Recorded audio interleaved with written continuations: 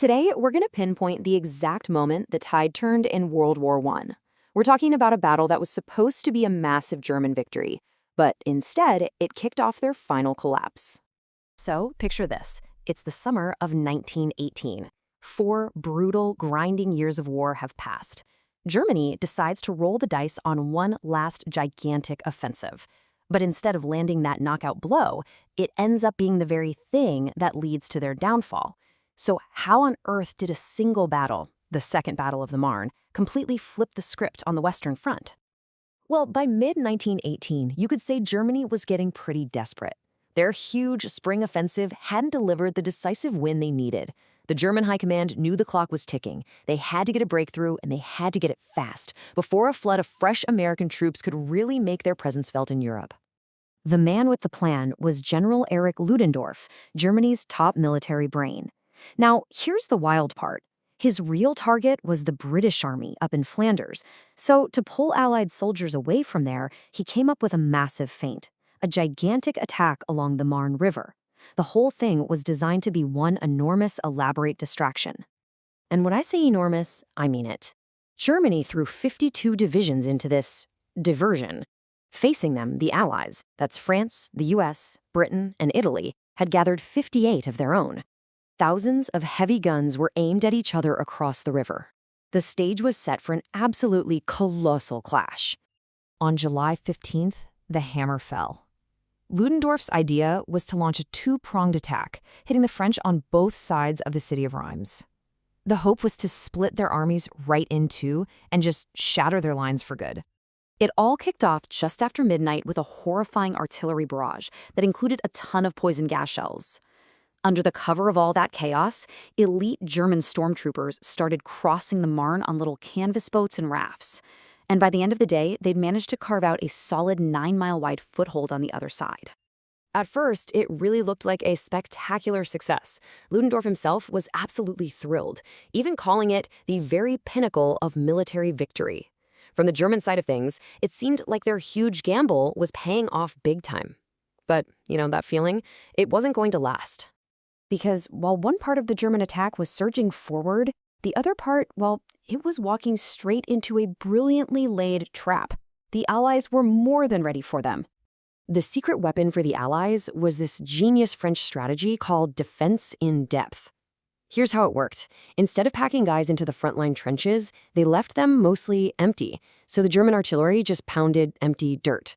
Then, as the German infantry advanced, they'd get tangled up in these hidden, well-defended pockets before they ever even reached the main defensive line, which was miles back, totally fresh, and waiting for them. You see, the whole German plan hinged on one thing: surprise. And, the Allies knew everything.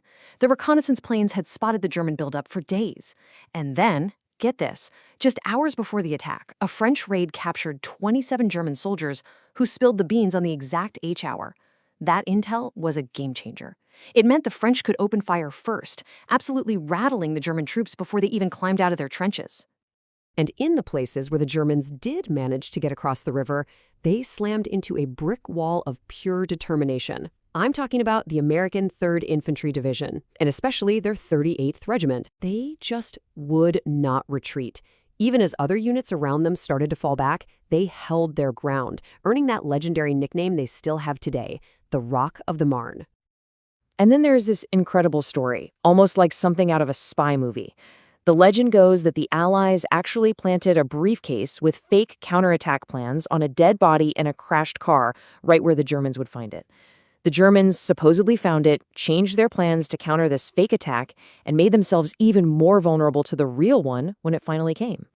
So, with the German offensive grinding to a halt and their flank dangerously hanging in the open, the Allied Supreme Commander Ferdinand Foch saw his chance. This was the moment.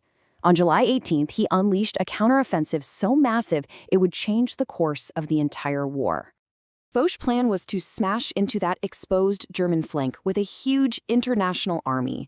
At the very heart of it were 24 veteran French divisions fighting with this incredible ferocity to take back their country. And backing them up was the fresh, raw power of the American Expeditionary Forces. We're talking 8 large divisions, full of energy and not worn down by the years of trench warfare that had exhausted everyone else. But it didn't stop there. This showed a new level of Allied teamwork.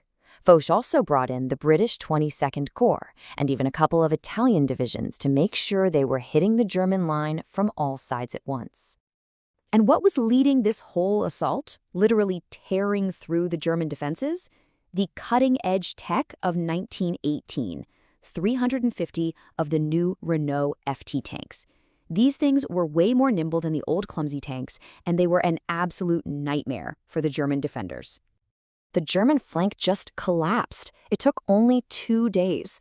On July 20th, Ludendorff had no choice but to order a general retreat. From that point on, the German army would never again be on the offensive on the Western Front. The momentum had shifted permanently. So the battle itself was over, but its real impact was just getting started. This wasn't just another win for the Allies. This was the turning point of the entire war. The price paid in human lives was just staggering. In only a few weeks of fighting, you're looking at over 300,000 casualties combined. But for the German army, which was already stretched to its absolute limit, these were devastating losses they just couldn't afford. And if you break down those German losses, you see an even bigger story. It wasn't just the men killed or wounded. Nearly 30,000 German soldiers were taken prisoner.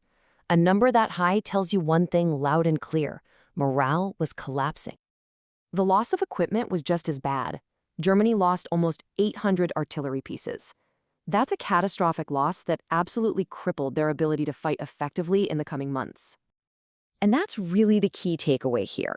The Second Battle of the Marne was the starting pistol for what became known as the 100 Days Offensive, a relentless, unstoppable Allied advance that just kept pushing the Germans back and back and back until they had no other option but to ask for peace. The armistice came just about 100 days later. So yeah, this was it. This was the moment Germany's run of battlefield successes came to a sudden and final end. It was replaced by an Allied steamroller that would end the Great War. It really leaves you with a huge question, doesn't it? What if Ludendorff's last great gamble had actually worked?